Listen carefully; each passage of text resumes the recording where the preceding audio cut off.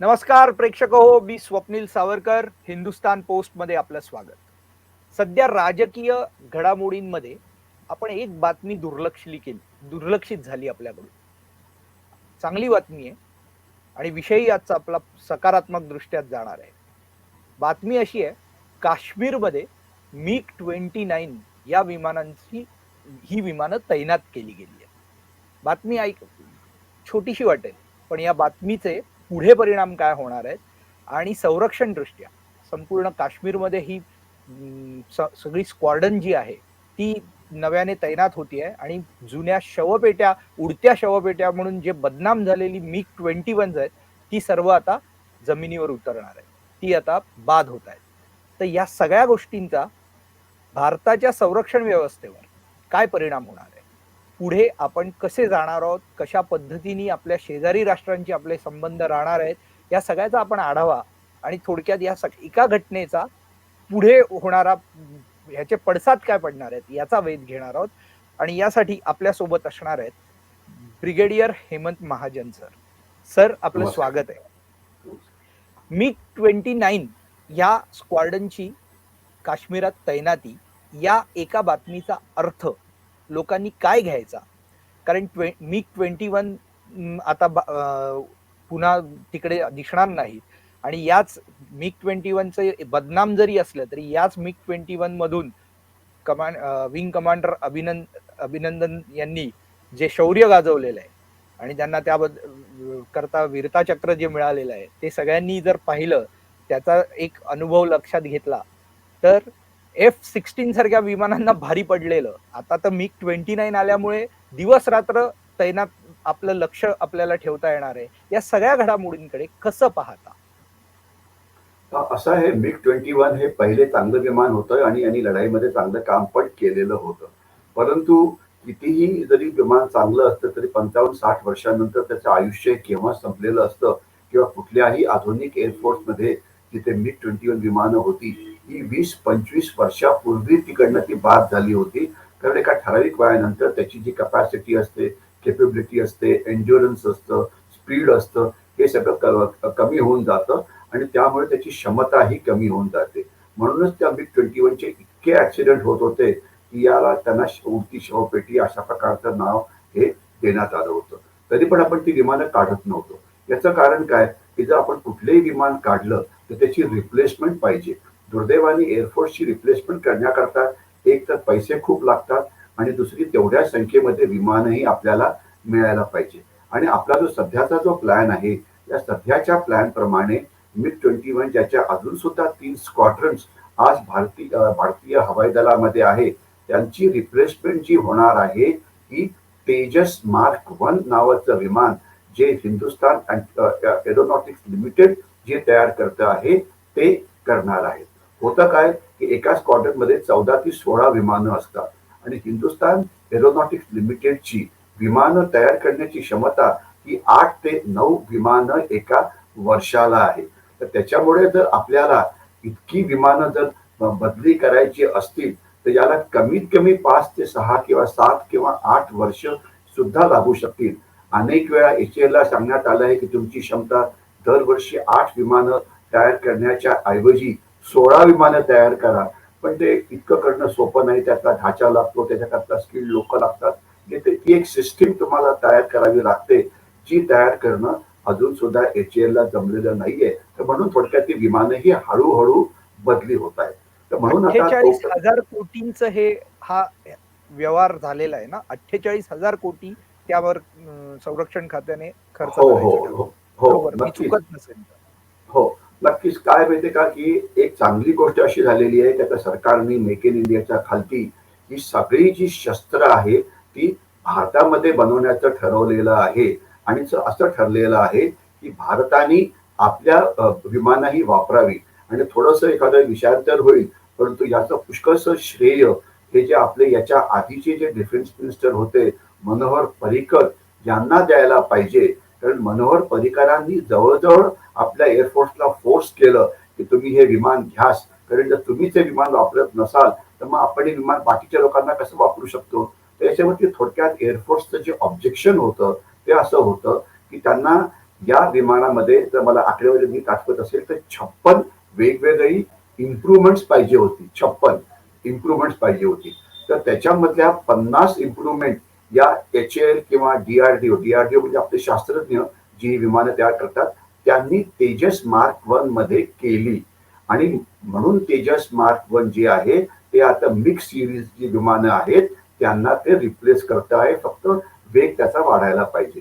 परंतु जी 6 हो ज्या 6 अजून बदल जे एअरफोर्सला पाहिजे होते ते करण्याकरता ते मेजर बदल होते, ज्याच्याकरता डिझाईन चेंज, बदल चेंज वगैरे वगैरे, तर त्याला अजून जास्त वेळ लागला असता नाही लागतो आहे. तर म्हणून असं ठरलं की त्याच्यानंतरचे जे पुढची विमानं येतील त्याला LCA तेजस मार्क 2 म्हटलं जाईल, ज्यामध्ये संपूर्ण बदल झालेले असतील जे एअरफोर्सला पाहिजे की जे जरुरी पण आहे. आणि ते बदली करतील. भारतामध्ये हवाई दलामध्ये ज्या 10 स्क्वॉड्रन्स आहेत मिराज आणि जगवार विमानाच्या, मिराज विमानं आपल्याला आठवत असेल की जो बालाकोटला एअर स्ट्राईक झाला होता त्याच्यामध्ये मिराज विमानं वापरली होती. मिराज हे चांगलं विमान आहे, फ्रेंच बनावटीचं आहे, परंतु त्याचं सुद्धा वय खूप झालेलं आहे आणि ते बदली व्हायला पाहिजे. तर LCA मार्क 2 हे मिराजला रिप्लेस करेल. तर आपण आपल्या तुमच्या पहिल्या प्रश्नाकडे येऊया की MiG-29 आता जे बदली होते, MiG-29 ही पुढची सिरीज आहे की जी आपण म्हणजे रशियाकडनं आणलेली आहे, ती आता काही विमानं आपल्याकडे सुद्धा बनत आहेत. तर MiG-29 आणि MiG-21 पेक्षा कसं चांगलं आहे, तर याची रेंज म्हणजे पल्ला जास्त आहे. हे जे वजन घेऊन जाऊ शकतं बॉम्ब आणि कॅनन्सचं आपल्या विमानामध्ये ते जास्त आहे. हे रात्रीच्या वेळेला सुद्धा उडू शकतं. याचं आकाशामध्ये त्याला राहण्याची जी क्षमता आहे त्याला एन्ड्युरन्स म्हणतात, ती क्षमता जास्त आहे. लक्षात असायला पाहिजे की ही विमानं आता आपलं जे विमानतळ आहे एअरफोर्सचं, श्रीनगरच्या जवळ एक जागा आहे अवंतीपूर. तर अवंतीपूरच्या या एअरबेस अवंतीपूर इथून ही विमानं उडणार आहे. आणि अवंतीपूर हे कुठे आहे तर हे काश्मीर खोऱ्यामध्ये आहे. काश्मीर खोरं म्हणजे काय, हे झेलम नदीचं खोरं आहे. हा एक सपाट भाग आहे आणि 130-140 किलोमीटर याची लांबी रुंदी आहे आणि 30 ते 40 किलोमीटर याची रुंदी आहे. तर तिथनं हे विमान उडणार आहे. जिथे पहिले MiG-21 ची विमानं उडायची तर तिथे आता त्याच्याऐवजी MiG-29 हे विमान उडेल. त्याला जोडून तुम्हाला थोडं मध्ये थांबवून एक जोडून प्रश्न विचारायचा होता. म्हणजे आता तुम्ही म्हणालात तसं MiG-29 नंतर लगेचच तेजस आणि आता मला वाटतं 36 राफेल सुद्धा आपल्या सामील झालेली आहेत आपल्या सैन्य एअरफोर्स मध्ये, तर ती आहेतच. पण याला जोडून एक प्रश्न विचारायचा आहे, हे बदलाचे संकेत नक्की म्हणजे हे कसले संकेत आहे थोडक्यात? म्हणजे जी चर्चा सुरू आहे की POK बाबत काही चर्चा सुरू आहे, किंवा आता सध्या काश्मीर सोडलं तर संपूर्ण देश शांत दिसतो, म्हणजे मणिपूर आणि हे सोडता बाकी दहशतवादी घटना ह्या फार कमी झालेल्या दिसतात. तर या दहशतवाद्यांना रोखणं आणि POK स्पेसिफिकली दहशतवाद्यांना आश्रय देतं म्हणून जी सतत टीका होते आणि POK बाबत सतत सोशल मीडियावर जी चर्चा सुरू आहे की POK ताब्यात घ्या वगैरे, तर या सगळ्या दृष्टीने हे कसले संकेत मानायचे? असं आहे, MiG-21 चे रिप्लेसमेंट करणं हे जरुरी होतं, कारण त्याच्यामुळे आपण आपले यंग पायलट्स जे वेगाने गमवत होतो तर ते बरोबरच नव्हतं. म्हणून MiG-29 ची बदली होती आणि याच्यामुळे अर्थातच आपली क्षमता वाढेल पाकिस्तानच्या विरोधामध्ये सुद्धा आणि चीनच्या विरोधामध्ये सुद्धा. कारण काश्मीर जर त्याच्यामध्ये आपण जर लडाखला इन्क्लूड केलं तर असा भाग आहे की जिथे पाकिस्तानची पण सीमा आहे आणि चीनची पण सीमा आहे. तर इथून या अवंतीपूर किंवा श्रीनगरच्या एअरबेसवरून आपण दोन्ही सीमावर्ती यांचा वापर करू शकतो. त्यामुळे ते चांगलं आहे. एक चांगलं विमान हे या भागामध्ये आलेलं आहे, ज्यामुळे आपली क्षमता वाढेल. कारण MiG-29 हे एक अष्टपैलू असं विमान आहे. म्हणजे विमानाला 2-3 प्रकारे वाटलं जातं. एक तर बॉम्बर म्हणजे बॉम्ब टाकणारं विमान, दुसरं इंटरसेप्टर म्हणजे ज्यावेळेला शत्रूची विमानं आकाशामध्ये येतात तर त्यांच्याशी जाऊन डॉग फाईट करायची, तिसरं म्हणजे फायटर एअरक्राफ्ट वगैरे, किंवा चौथं एस्कॉट. म्हणजे एक लढाईच्या दृष्टीने फायटर एअरक्राफ्टचे 3-4 प्रकार असतात आणि प्रत्येकाकरता एक वेगवेगळ्या गोष्टी असतात, त्याला वेगवेगळ्या त्याच्या क्वालिटीज असतात. परंतु MiG-29 एक अष्टपैलू आहे. म्हणजे इंटरसेप्टर म्हणून सुद्धा काम करू शकतं, बॉम्बर म्हणून सुद्धा काम करू शकतं, फायटर एअरक्राफ्ट म्हणून सुद्धा काम करू शकतो, क्लोज एअर सपोर्टला सुद्धा वापरता येतं. म्हणजे सगळ्याच गोष्टींकरता हे वापरलं जाऊ शकतं. आणि याच्यामध्ये अजून एक क्षमता आहे ती म्हणजे एअर टू एअर रिफ्युअलिंग. म्हणजे हवेतच असताना त्याच्यामध्ये आपण अजून जास्त इंधन टाकू शकतो. कारण असं मानलं जातं की एका फायटर पायलटची क्षमता ही 6, 7, 8 तास विमान उडवण्याची आहे. परंतु जे विमानाचं जे पेट्रोल आहे, म्हणजे ज्याला आपण एव्हिएशन फ्युअल म्हणायचं, पेट्रोल नाही, तर ते 1, 2, 3 तासात संपून जातं. मग काय त्याला पुन्हा खालती उतरायचं, पुन्हा चढायचं, त्याला 1, 1.5 तास वेळ लागतो. म्हणजे आपला जमिनीवरती वेळ हा पुष्कळ जातो. पण जर एअर टू एअर रिफ्युअलिंग केलं, म्हणजे हवेतच जर पेट्रोल भरलं, तर अतिशय कमी वेळामध्ये दुसऱ्या हल्ल्याकरता सुद्धा ते विमान पटकन तयार होतं. ही क्षमता त्या MiG-29 कडे आहे. म्हणजे ते खूप जास्त वेळ लढायची क्षमता ते दाखवू शकतं. तर हे एक चांगलं झालेलं आहे. आता याचा परिणाम पीओकेवरती काय होईल, किंवा अनेकांना वाटतं की पाकिस्तानी ऑक्युपाईड काश्मीर जो आहे तो आपण घ्यायला पाहिजे वगैरे, आणि मग सोशल मीडियावरती अनेक चर्चा पण सुरू होतात. तर पीओकेवरती खरं पीओके विषयी काय होईल किंवा काय होणार नाही हे तर पंतप्रधान नरेंद्र मोदी सांगू शकतील. परंतु आपण त्याचं विश्लेषण फक्त एक सुरक्षा तज्ज्ञ किंवा एक लष्करी अधिकारी ज्यांनी या भागात खूप काम केलेलं आहे आणि ज्याला लढाई कशी होते माहिती आहे, त्या दृष्टीने आपण फक्त करू. लढाई क्षमता म्हणजे पीओके मध्ये आज आहे काय, तर पीओके मध्ये पाकिस्तानच्या 2-3 डिव्हिजन सैन्य आहे. तर त्याच्यावरती हल्ला करून आपण ते कॅप्चर करू शकतो का, तर त्याचं उत्तर आहे नक्कीच. लढाई करून पीओके वरती हल्ला करून पीओके कॅप्चर करण्याची क्षमता आपल्याकडे आहे, हे नक्कीच.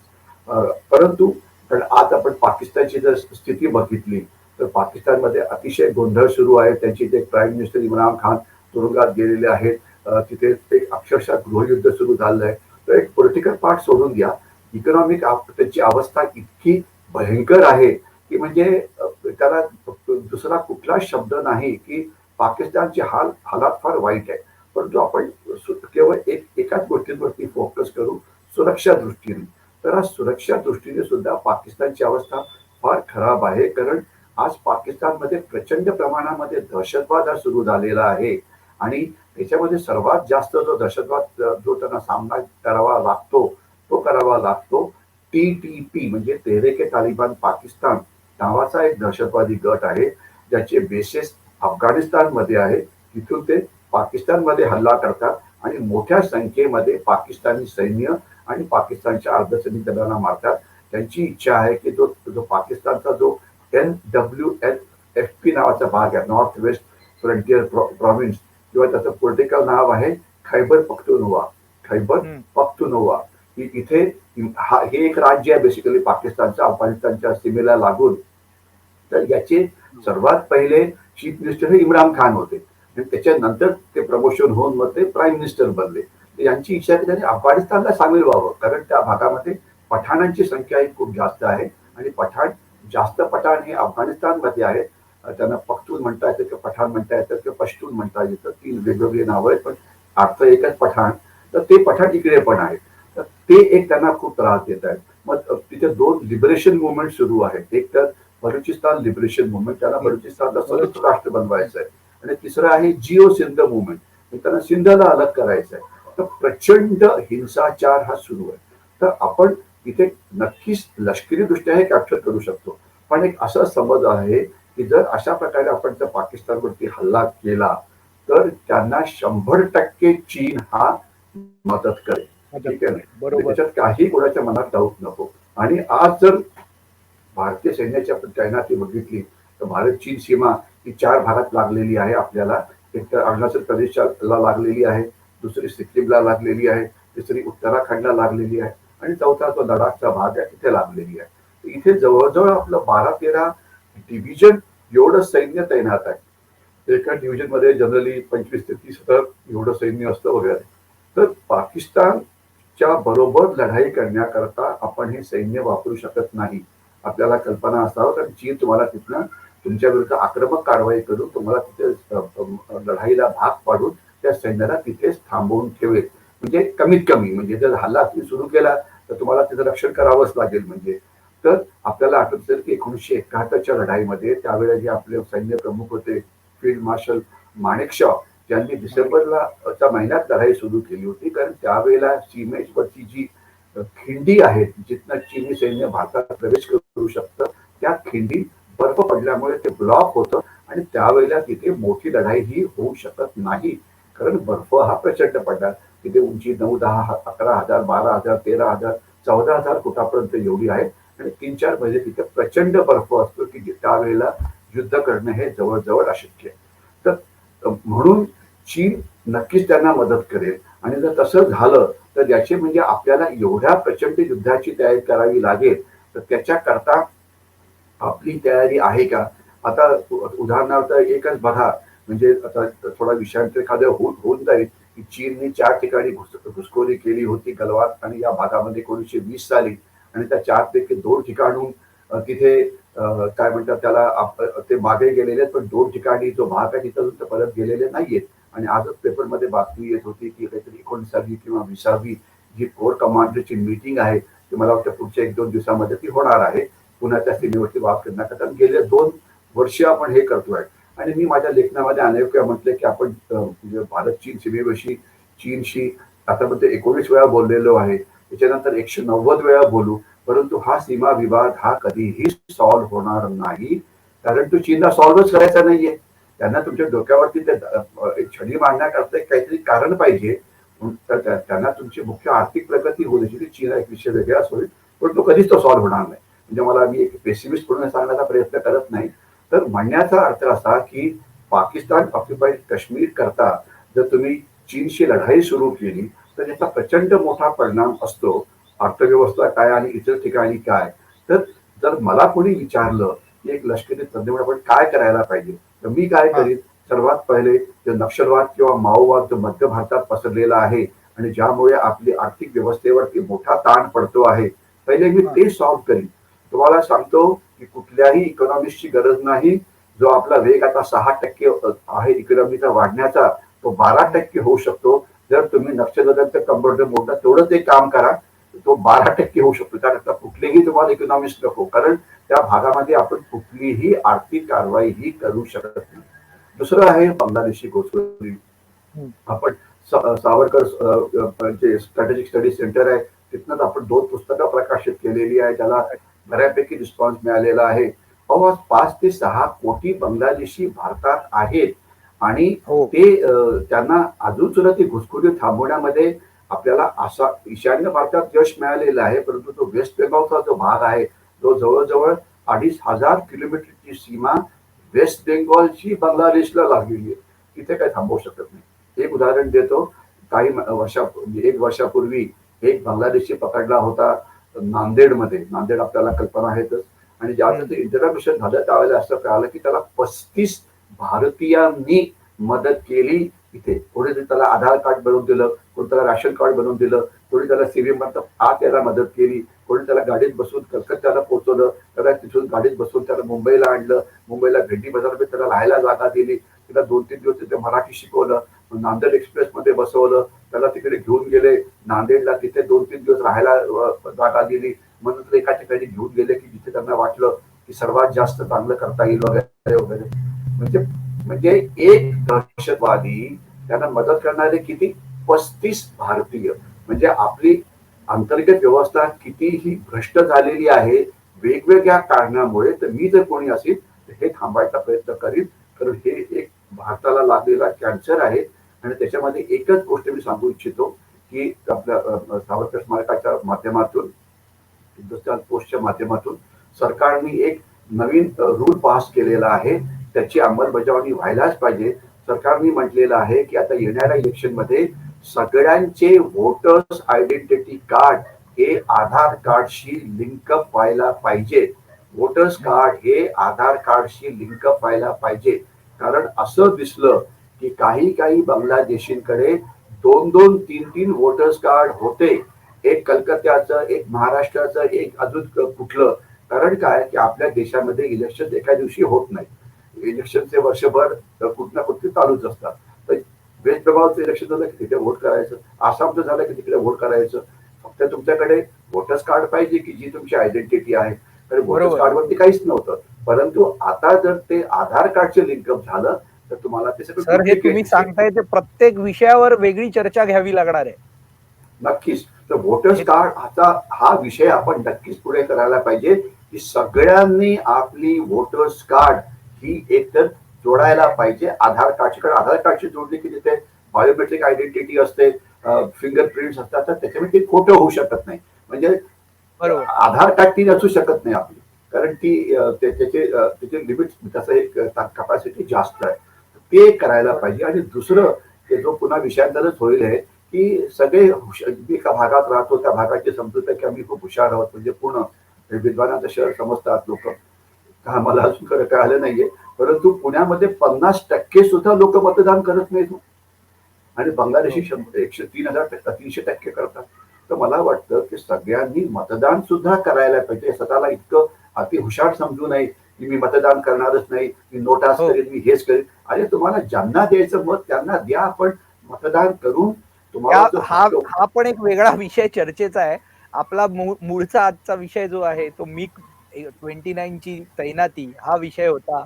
याच्यावर तुम्ही खूप सविस्तर माहिती दिलीत सर. खूप खूप धन्यवाद तुमचे. तुम्ही खूप परखड आणि स्पष्टपणे विश्लेषण केलेलं आहे. पाकिस्तान चीनवर काय परिणाम होऊ शकतो, त्यांच्या पीओके बाबत तुम्ही अत्यंत परखडपणे मत मांडलं, त्याबद्दल खूप खूप धन्यवाद सर. हिंदुस्तान पोस्ट तर्फे तुमचे मनपूर्वक आभार. धन्यवाद सर. थोडक्यात काय तर बाहेरच्या शत्रूंकडून संरक्षण करण्याकरता आपली सैन्य दलं तयार आहेत. त्यांना अत्याधुनिक विमानं आणि मेक इन इंडियाद्वारे नवीन तेजस सारखी निर्माण होणारी विमानंही मिळणार आहेत. अत्याधुनिक शस्त्रास्त्रही मिळणार आहेत. पण त्याचबरोबर आपल्या सर्वांचं कर्तव्य आहे की आपल्या अंतर्गत शत्रू ही ओळखा आणि त्याच्याशी कसा सामना करायचा हे मात्र आता आपण स्वतः त्याची तयारी करून तसं वागलं पाहिजे आणि ती काळजी आपण सर्वांनी घेतली पाहिजे. हे लक्षात ठेवा आणि त्याचप्रमाणे वागणं फार गरजेचं आहे. धन्यवाद.